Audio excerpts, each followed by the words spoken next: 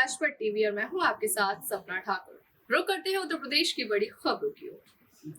फतेहपुर में बेमौसम हुई बरसात से किसानों के खेत में धान की फसल पानी के कारण बर्बाद हो गई, जिसका जिला प्रशासन ने राजस्व टीम के द्वारा नुकसान का सर्वे नहीं कराए जाने से नाराज किसानों ने भारतीय किसान यूनियन अराजक नैतिक के महासचिव के नेतृत्व में सदर तहसील का घेराव करते हुए धरना देने की धमकी की है।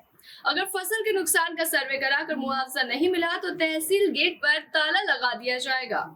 भारतीय किसान यूनियन अराज नैतिक के महासचिव प्रीतम सिंह चंदेल के नेतृत्व में सैकड़ों किसानों ने 10 सूत्री मांगों को लेकर सदर तहसील परिसर का घेराव करते हुए धरना दिया और एसडीएम को ज्ञापन देते हुए बारिश से हुई धान की बर्बाद फसल का सर्वे कराकर मुआवजा किसानों को दिलाए जाने की मांग की और साथ ही धमकी दी कि अगर 1 माह के अंदर बर्बाद फसलों का सर्वे कराकर मुआवजा नहीं मिला तो तहसील गेट पर ताला लगाकर धरना प्रदर्शन किया जाएगा।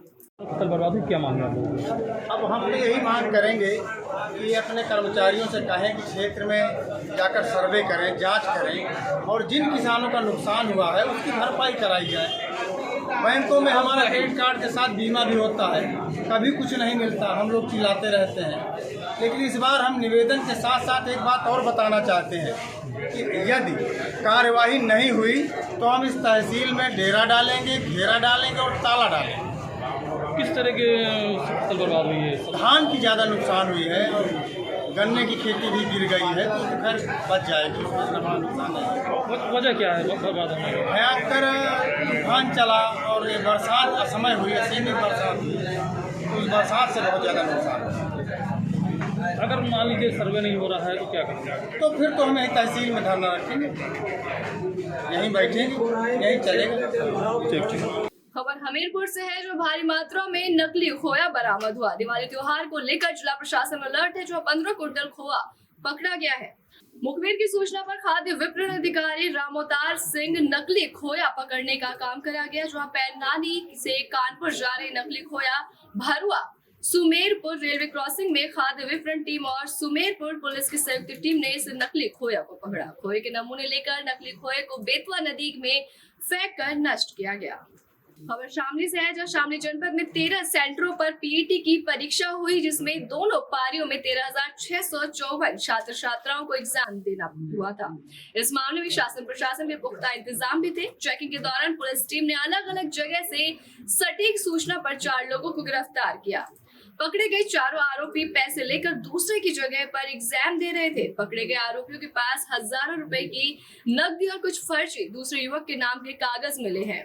गिरफ्तार हुए चारों आरोपियों को हिरासत में लेकर आगे की वैधानिक कार्रवाई की जा रही है। पकड़े गए आरोपियों का नाम सोनू और अमित निवासी बिजनौर है और रोहित बिहार के पटना के नारवोड़ा का है और संदीप बागवत का बताया जा रहा है, जबकि अभी पुलिस हिरासत में लेकर आरोपियों से सख्त पूछताछ में जुटी हुई है। पूरा रैकेट कौन चला रहा है और कैसे कैसे अभ्यर्थियों की जगह सेटिंग की जाती है और कौन कौन इस मामले में लिप्त है, जबकि पकड़े गए आरोपियों के बारे में अभी तक पुलिस भी कुछ कहने से बच रही है, क्योंकि आरोपी के पास से मिलने वाला प्रमाण पत्र किसका है सही कहना मुश्किल है। आधार कार्ड और पहचान पत्र पर सभी जगह कंप्यूटर से एडिटिंग की गई है।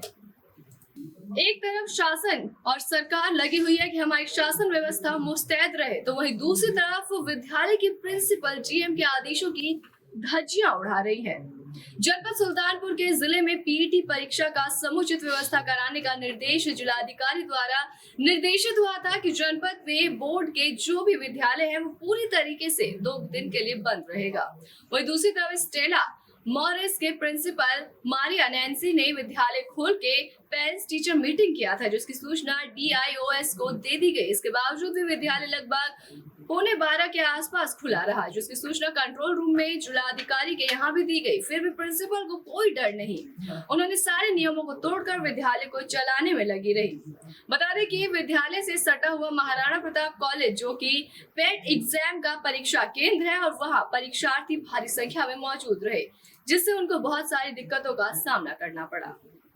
पुलिस और बदमाशों के बीच मुठभेड़ हुई, जब मुठभेड़ के दौरान 2 मोबाइल स्नैचर गिरफ्तार हुए। पुलिस की गोली से राज और ऋतिक घायल हो गए, 3 साथी मौके से फरार हुए। लगातार नोएडा और आसपास में लूट और छिनौती की घटना को ये अभियुक्त अंजाम दे रहे थे, जिनके कब्जे से 5 मोबाइल, अवैध हथियार और बाइक बरामद की गई। घायल बदमाशों को जिला अस्पताल में भर्ती कराया गया। थाना सेक्टर 58 की टीम ने ये बड़ी गिरफ्तारी की है। वहीं अगली खबर झांसी से है, जहां युवक के बड़े पापा और उनके बेटे रोहित ने लाखों रुपए हड़प कर उनके घर में उनको बाहर निकाल दिया। आपको बता दें कि झांसी एसएसपी के पास उन्होंने ज्ञापन सौंपा हुआ। युवक ने बताया कि युवक झांसी राजगढ़ का रहने वाला है, मगर पिछले 1 महीने से झांसी बस स्टैंड फुटपाथ पर सो रहा है। वही बता दें कि उसके पिता नगर निगम में सफाई कर्मचारी के पद पर थे। उनके देहांत के बाद जो बीमा की रकम थी वो दोनों भाइयों के नाम एफडी बनाकर आई हुई थी, जिसे दोनों भाइयों के बालिग होने पर टूटता था। लेकिन पैसों की लालच में बड़े पापा और उनके बेटे रोहित ने एक भाई को बहला फुसलाकर एफडी तुड़वाकर रकम हड़प ली और घर की कोई बात कहा सुनी होने पर उसे घर से बाहर निकाल दिया। लगभग 1 महीने से घर से बाहर फुटपाथ पर सोकर दिन में मांग कर खा रहा है। ऐसे में युवक का भविष्य क्या होगा।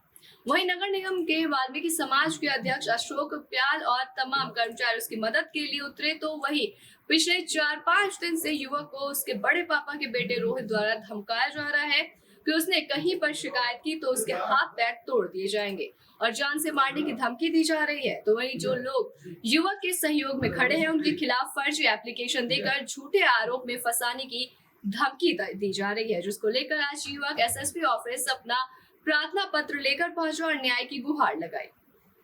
मेरे बड़े पापा लोगों ने घर से बाहर निकाल दिया, लगभग 1 महीना हो गया और मेरे 1 लाख रुपए निकाल लिए और मुझे मारने की धमकी दे रहे हैं। 4-5 गुंडों से हाथ पैर तुड़वा देंगे और जो मेरे सपोर्ट कर रहे हैं उनका ही मुकदमा चला रहे हैं। उनकी रिपोर्ट कर दी थी अभी बीच में। मैं 1 महीने से भूखा प्यासा हूँ, 15 दिन खाना खाता हूँ, 15 दिन नहीं खाता हूँ और वो लोग हमें कुछ खाने के लिए देते हैं, कभी 100 दे देते, कभी 500, कभी 1000 रुपये दे देते। उनके लिए रिपोर्ट लिखवा रहे और 3-4 दिनों से मेरे हाथ गोड़े पैर तोड़ने की धमकी दे रहा रोज। कौन ने पैसे निकाले तुम्हारे? कितने पैसे निकाले? चर्चित ब्लॉक प्रमुख सुशील सिंह पर पथराव करने का वीडियो वायरल हुआ। छत से परिवार के कुनबे ने ब्लॉक प्रमुख पर जमकर ईंट पत्थर चलाए। जमीन कब्जा करने का आरोप लगाकर बेलखंडात ब्लॉक प्रमुख पर पथराव किया गया। लग्जरी कार छोड़कर जान बचाकर दबंग प्रमुख और उसके गुर्गे भाग गए। ब्लॉक प्रमुख की गाड़ी क्षतिग्रस्त हो गई। ब्लॉक प्रमुख का करीबी पथराव में घायल हुआ है। शिकायत पर सुरेश जायसवाल समेत 7 नामजद और 5 अज्ञात पर मुकदमा दर्ज किया गया। बाजार में पथराव से अफरा तफरी का माहौल भी बन गया। उसके बाद ब्लॉक प्रमुख की दबंगई भी सामने आ चुकी है। सुरेश जायसवाल की शिकायत पर अभी तक कोई मुकदमा दर्ज नहीं हुआ। पट्टी कोतवाली के रायपुर रोड का ये पूरा मामला है।